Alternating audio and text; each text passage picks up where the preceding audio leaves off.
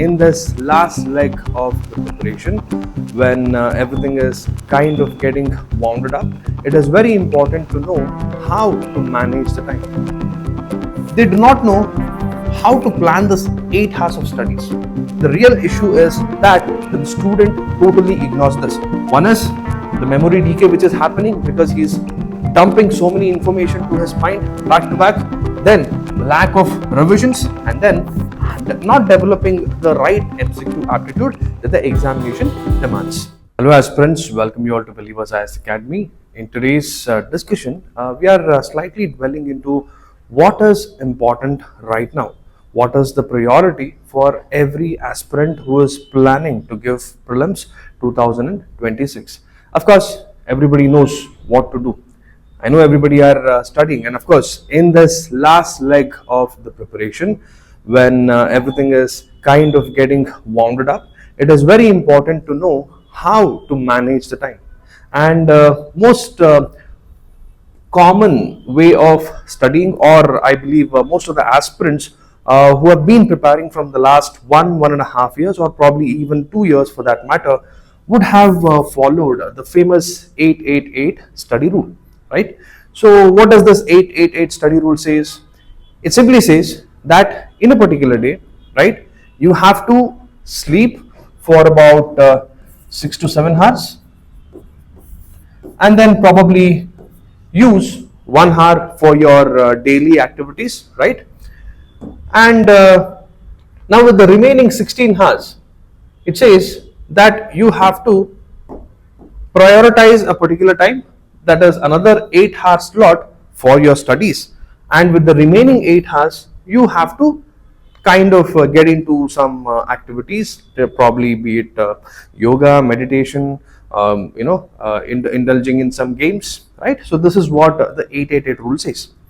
So of course, we are not saying that this particular model is corrupted or this particular model is not working, but what is mostly ignored by many of the aspirants is that they do not know how to plan this 8 hours of studies, correct?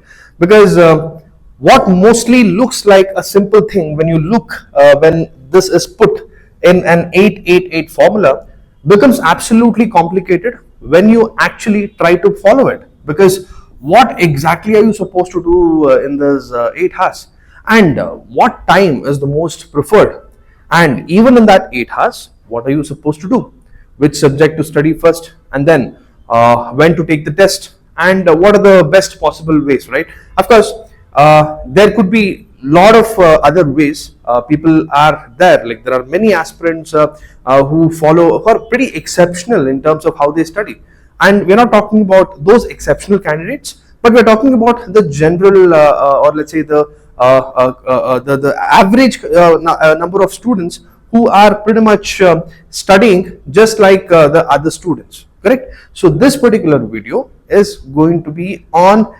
prioritizing or knowing what exactly an aspirant should do, especially in this last leg of preparation, considering that they are following the 888 rule, and also to make sure how to efficiently utilize this plan so that they can make the best of the next few days till they reach the prelims examination. So without any further delay, let's start, right? So why does this 888 doesn't work for prelims? Because one is the most important thing that you have to keep in mind. The prelims is an objective examination, right? And you need to have a lot of capacity to recall all the information or all the concepts that you have studied, right? And most of the questions, it has to work based on elimination, right? You need to know what exactly cannot be the answer out of four options that the UPSC gives. If you are at least in a position to eliminate few options that this is not the answer for this particular question, still you are safe, right? So this examination demands certain amount of objectivity and a huge amount of clarity in terms of what the concepts that you have studied and with respect to the questions that the UPSC has asked. And also it demands a heavy recall, right? You need to have that tendency to kind of recall all the things that you have studied. So hence, long sitting hours, simply sitting for 8 hours without having a proper plan, does not equate to high accuracy, or does not guarantee the conceptual clarity, or does not guarantee that you will be able to build that objectivity that is required for the prelims examination. And what is the real issue? The real issue is also memory decay, right? Because you are constantly studying and dumping so many things into your mind, especially your brain, too many information without having a proper segregated approach, or without having proper revision cycles, correct? And that is also one of the biggest problem. And also having a very weak MCQ aptitude or weak MCQ temperament, because solving UPSC prelims objective questions, or let's say UPSC prelims questions, requires certain amount of aptitude. We call it UPSC aptitude, and there's another terminology as well, MCQ temperament, because it is about trying to understand the way UPSC is, trying to ask a question, right? And being able to align yourself, the thought process of an aspirant, which should align with the UPSC's thought process, and then a temperament, right? An invisible thing which cannot be defined in a word, that develops over a period of time for an aspirant once he systematically studies, once he understands the UPSC syllabus, and above all the UPSC demands. So that kind of the examination is what prelims is. And the real issue is that the student totally ignores this. One is the memory decay which is happening because he's dumping so many information to his mind back to back, then the lack of revisions, and then not developing the right MCQ aptitude that the examination demands. And need a routine based on energy, repetition, not hours. So this is also another important thing. So just counting hours that I've studied for 8 hours, 10 hours, 12 hours doesn't actually make any difference as long as the energy that you are putting in, right, also is equivalent to the number of repetitions that you're doing with the subjects, or I can simply put it as revision. So these are all the things that are absolutely important to be taken care of, and this is where the majority of the students go wrong. So what is the new philosophy of Prelims 2026 then? So what should you do? What should the aspirant do? So from time-based to energy-based study, because now we are totally highlighting or capitalizing on the energy that is there, or the energy that the student has, an aspirant has, and how well can we utilize that energy by dividing that 8 hours is what we have to focus on, right? Rather than just looking on the time-based approach. So what is at most important is focusing on what the brain can do, right? Your brain is the main central processing unit of your body, and every time you sit and study, you are actually stressing your brain, right? And simply sitting for 8 hours, or probably dividing that 8-8-8 rule in an unscientific manner will also not give you the required yields, because there is a particular slot for your brain to recover, and there is a particular slot for your brain to do an active function, correct? And there is a particular slot for your brain when it can still do some action, some functions it can still perform, but also not that efficiently as it would have performed probably if you would have done that work probably at a different slot, right? So understanding how the brain functions so that to do the best at different times is also very important. And also replacing the daily mains answer writing with prelim specific, because I hope that majority of the students who are watching this video were very serious that they were actually writing answers, they were focusing on mains. But now I feel it is high time that many of the aspirants right now who have earlier faced problems in the preliminary examination take a switch to your prelims specific more, because अभी तक तो मतलब notification आ जाना चाहिए था, अभी तक तो नहीं आया है, तो मतलब एटलीस्ट वो प्रीलिम्स का हीट अभी तो शुरू हो गया है, तो मतलब हर एक एस्पिरेंट दिमाग में बस ये रखना है कि अभी प्रीलिम्स का मोड शुरू हो गया है और प्रीलिम्स का तैयारी मतलब फुल ऑन करना ही है, ठीक है? So all that daily mains answer writing, all of those things can probably slightly be ignored, and this also is very subjective, because certain aspirants, certain students who feel very confident with their prelims probably can still take their optional paper maybe till mid-Feb, correct? But not beyond that, because it is also important to give justice to the prelims exam as well, right? And the new energy based study model, the major aim is to make sure that you have or develop maximum recalling capacity, right? And then making sure that you're also not burning out too much, right? Or making sure that you're not stressing your brain a lot.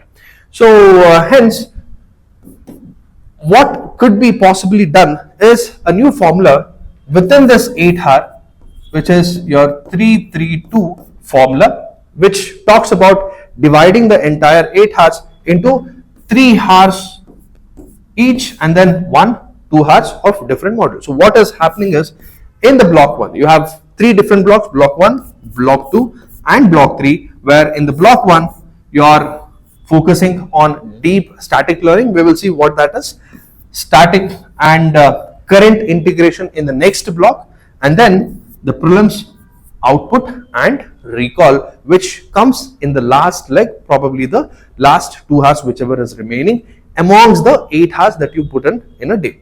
So of course, once again, I'm telling you, students, 8 hours is absolutely not sufficient, right? Especially people who have started very early, or let's say people who have started or people who have not been clearing prelims so far. 8 hours is still very less. This is the bare minimum that I'm telling you. Please do not think that 8 hours is sufficient, and if I'm studying for 8 hours, prelims is definitely going to happen. No, absolutely. I'm not putting that word right out. What I'm saying is, this is the bare minimum that you have to do. Okay. So this having said so, let's start, or let's try and understand what are the things that are suitably possibly be done in the different blocks. So now, block 1. Right, and this block 1, we are talking about the very early mornings, right? Of course, the early morning starts from 3 a.m., the Brahma Muhurta. Of course, it's very highly impractical for all of the students to follow that early morning routine. Wake up at 3, probably, freshen up, and then 3:30, 4 o'clock, you sit for studying.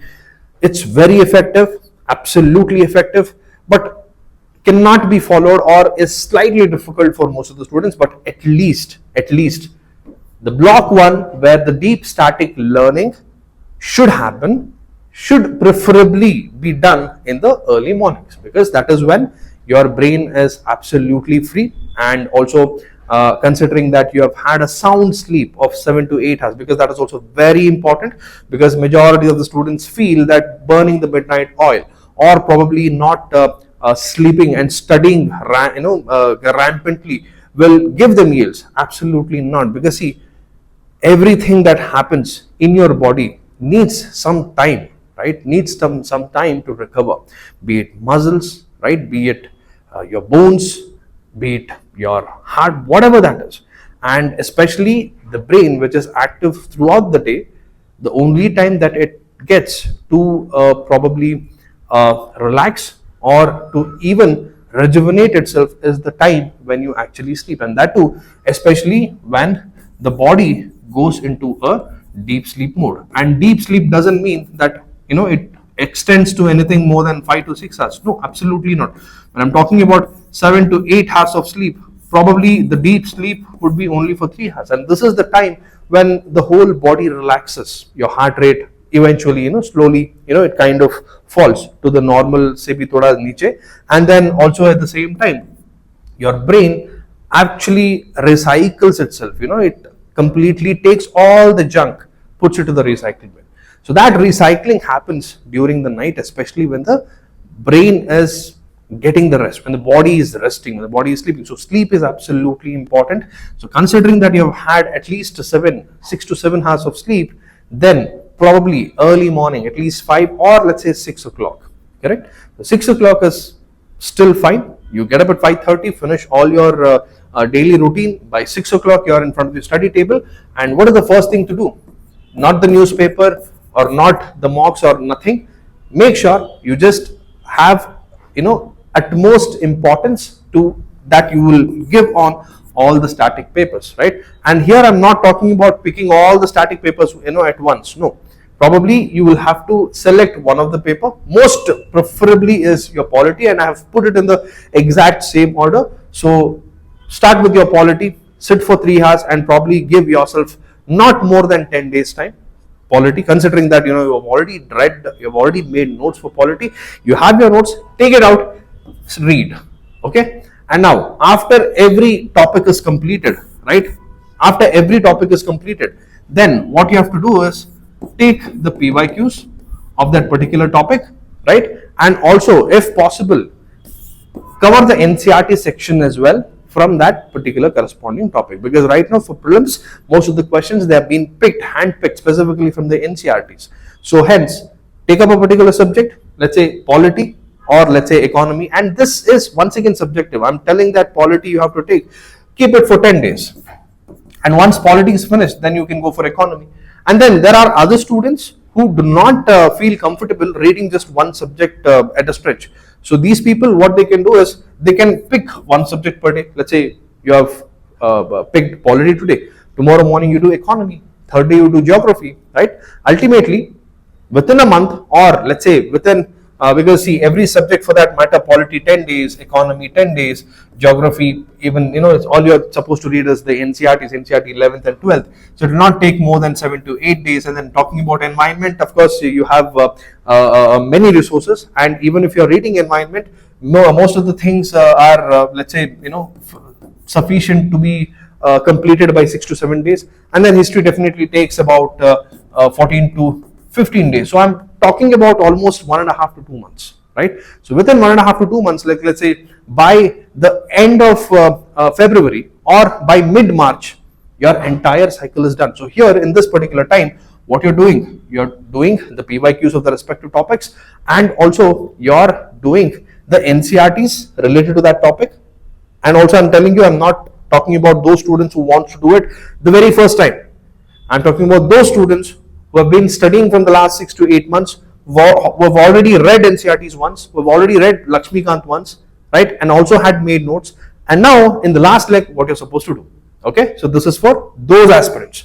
So now all that is done, and how to study, make sure the priority is given to the conceptual clarity. So here you are not mugging up the articles, you're not mugging up any random or let's say factual details. You're kind of developing that conceptual clarity, because if you see the UPSC PYQs, and that's the reason why I said solve PYQs simultaneously covering each and every topic, because then you will understand the way UPSC wants you to know a particular concept is that it clearly wants you to see how clarity, how much of clarity you have in that particular concept. For example, there's a question on constitutionalism, constitution, right? So the kind of questions you see, it's very out of the box. In fact, those kind of statements you will not even find in Lakshmikant also, correct? So you have to develop that temperament, or let's say UPSC attitude, or let's say that kind of conceptual clarity in order to solve those questions. So focus more on the conceptual clarity. So just knowing what is constitutionalism does not suffice, it does not or is not sufficient for the prelims. Rather, you have to know why constitutionalism is important. You have to know why constitution is important. You have to know why rule of law is important, right? You have to know why Article 21 talks about right to life, or right to life, or let's say right to die with dignity, correct? So knowing this why becomes an absolute important thing for the prelims examination. And also, if time permits, try to make a small micro notes. And here micro notes, I'm not talking about taking different color pens and then doing it a very in a neat fashion. No, I'm not talking about that. Just take a sheet, a blank sheet of paper, whatever you're reading, just scribble. Okay, just take a random rough sheet, keep it next to you. And I'm not talking about any random rough sheet, probably A4 sheet is also fine, but whatever you're reading, just try to make a flow chart, try to make a mind map, or try to simply scribble, keep it. Because I'll tell you, this is going to help you really good, because what you do after, let's say, the 3 hours, by the end of the day, because we are talking about revisions as well here.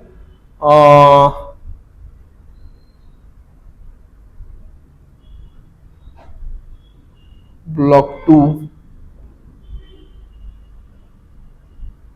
Anyway, we'll come to that point. But what I'm trying to tell you is, it is important to make some micro notes, or let's say even to simply scribble, because in the end, when I'm talking about that 332, this 2 hours in the end, right, what you're actually doing is you're actually sometimes, if time permits, you're reading those micro notes, what you have scribbled, correct? And no special revisions are required unless, reaching a particular point after you complete each and every subject, but rather every day before you start, take out that small micro note or that A4 sheet, whatever you have scribbled, just read it 10-15 minutes. All the concepts will be sorted, correct? So that is the reason why this micro notes are important. Next is the block 2. After the 3 hours, next what you're supposed to do, we're talking about the late morning or the early afternoon. So let's say 10 to 1 or 10 to 2, right? That is the time. So this is the time where you actually can give more importance to your newspaper or any current affairs magazine that you're reading, be it PT 365, be it Believers Monthly Compilation, or any such magazine, whatever you're reading. Make sure you give it a particular time, and that could be in the early afternoon. And most importantly, what you're trying to do is link news with static syllabus, whatever you have read. Now try to bring or draw any inclinations if you can, and also most importantly focus on government schemes, reports and indices, very popular ones, okay? And newspaper, very important, because the last prelims, if you see the things, even the, let's say, 2025 prelims, the questions was picked from April 2025 newspapers also, right? Even May first week also. So it is an indication, and UPSC is trying to tell you that we are not keeping the question paper ready just 2 months prior. No, we are doing it probably in the last leg, and also we are including everything that is important even in the last ending months of the prelims also, right? So that is also very important. So newspaper is also important, just keep an eye, right? So that is important. Next, after that the newspaper thing and everything, what is the thing to focus? So here you are only focusing on the keywords, the data points and institutions. So here, this is one important thing to know how to read current affairs, okay? Because those 3 hours, whatever you will denote for newspaper and your current affairs magazine, and probably to just kind of update yourself with the present happenings, it is important to only focus on the keywords, the data points, let's say any statistical data that the news is giving you, right? And all the famous institutions, which institution is collaborating with what institution or which ministry for a particular program, right? And all the data points, and especially the keywords. Especially I'm talking when science and tech or environment is in the picture, keywords plays a very important role. So how can UPSC twist this into MCQ? So this is something very important. Rather than knowing what, it is also important to know why, and also how can UPSC use this. Whenever you read a current affairs, whenever you see a magazine, right, any topic that you see, you have to be in a situation to see how can UPSC twist this into an MCQ, so that then a perspective arises, correct? So that is very important, and this is about the second block. Now the third block, the 2 hours. So this is in the evening, right, when your brain is absolutely done and dusted, tired, doing everything. So now even brain also would be kind of going to that recovery stage, kind of a resting stage. So now this is the time where you're not supposed to do anything too strenuous, too stressing for your brain. So this is the time where probably now you can use, or you can train your brain for active recalling, right? Active recalling is very important. So now you can either take tests or solve daily MCQs, or also can take topic wise or mixed tests, like let's say full length test of a particular subject. Let's say polity, you have done let's say 1 unit of polity, and then you have any tests for polity 1 unit, take a test, right? So this preferably keep it in the evenings, right? And then solve PYQs also, and not just solving but also analyze them. If you have not seen the video on how the PYQ analysis should happen, it is there in our playlist. Please do check it out as well. That is also important. And what is the thing that you have to focus in the last 2 hours is focusing on how you can derive an answer by eliminating few options, then identifying the traps. Like let's say UPSC uses certain words, only, all, right? All of the above statements are correct. Only, Bengal tigers are only concentrated in, let's say, the Gir National Park, right? Those kind of statements, right? There are few traps that UPSC sets, and understanding this is also important. And then also guess versus knowledge analysis. So this plays a very important role when you solve MCQs. We call it SWOT analysis also. So this is very important, not just solving your MCQs and just seeing the score and just leaving it, but also making sure that how did you guess it, and even if you have guessed it, it's better that you once again go to that question, open the static book, and then get a clarity to it. And also, even if you have not guessed but have derived the answer and the answer is correct, and what is the analysis that you did, the knowledge analysis, right? So that is also important. So guess versus knowledge analysis, and where do you stand, that is also important. How much of a clarity, or let's say how much of the hit, the surety you have when you make a guess is also important, knowing where you stand, because all of these things, if you're doing it on a daily basis, once when the prelims comes, it wouldn't be a tough task, trust me, right? So this is what your 332 formula is all about, right?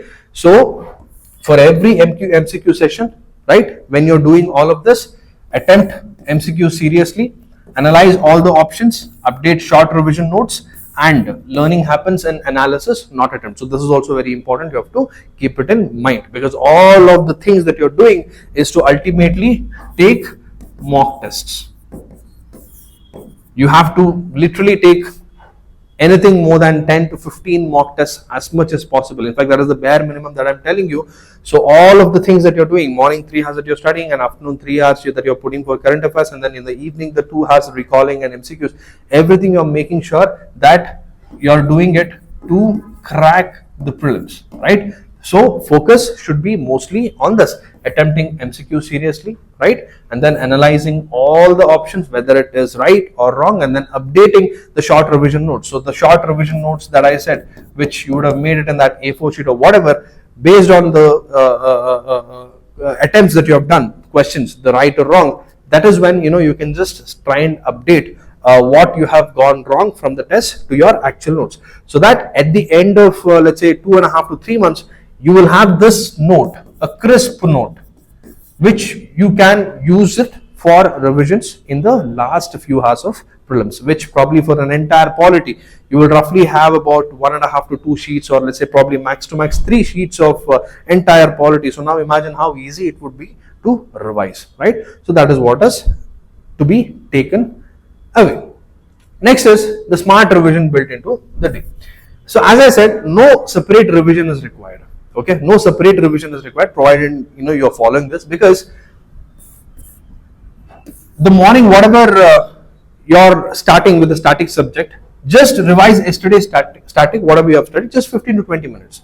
And how do you do it? Using that micro notes that you would have made, right? So one revision is done, like let's say one small chota revision is done, and then evening you're anyway doing that recall based revision using MCQs. So that is the another revision that is happening, and one of the most effective revision, because here you are doing active recalling, right? So that is also very important, because the biggest problem that we discussed in the very beginning with many aspirants is that recalling doesn't happen. That is one of the important thing that is required in the prelims examination hall, right? And then weekly, on a weekly basis, full length mixed revision test. So because ultimately you're doing revisions by taking tests here. So weekly, let's say one particular subject is done, right? One Sunday, you sit for a full length test for that particular subject, take the test, and once again you're recalling, and after the test you're also analyzing each and every options. So essentially you're also revising, correct? So revision doesn't alone mean that you have to only revise the static book or the standard book. In this example for polity, it is Lakshmikant. It doesn't mean that you have to only revise Lakshmikant 10-15 times. You have to also revise or analyze your revision tests as well, your tests as well, right? So that is important, because ultimately prelims demands multiple revisions, not any new sources. Okay, so that is one thing to keep in mind. However, what about the remaining 16 hours? So the 16 hours, the advantage is already in the 7 to 8 hours, which we were talking about, or the 8 hours. You've already done the required study that you're supposed to do. And apart from that, you have to definitely sleep for 7 to 8 hours, which we already discussed. And the 2 hours, even in that 8 hours, the remaining 8 hours, because it's highly impractical that after studying for 8 hours and then another sleeping for 7 to 8 hours, the remaining 8 hours you will only sit idle, right? Because prelims heat is there, definitely there. As I said, 8 hours is the bare minimum. And now with whatever time you get, probably even let's say the 2 hours extra, maybe you can even utilize from the remaining 8 hours you have, so that eventually you can make sure that you're reading for 10 hours. So in that two extra hours that you're doing, probably you can focus on some of the PIB news, the current affairs, right? And also debates have put, but debates I mean you can just replace this with the recent budget or economic survey, right? So, and also if you can get some time, right?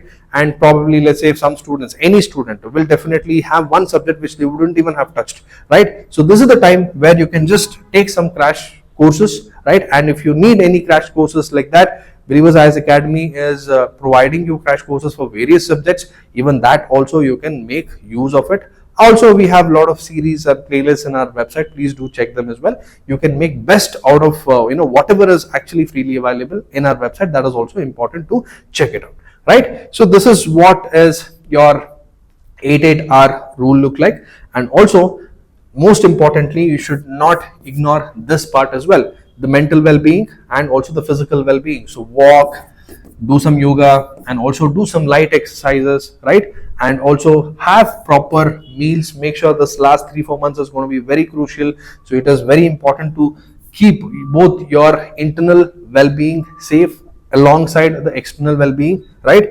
And also this rule or the 3-3-2 formula, whatever it is, this is ultimately going to completely reset the mental calibration that is required. So that is what this video was for.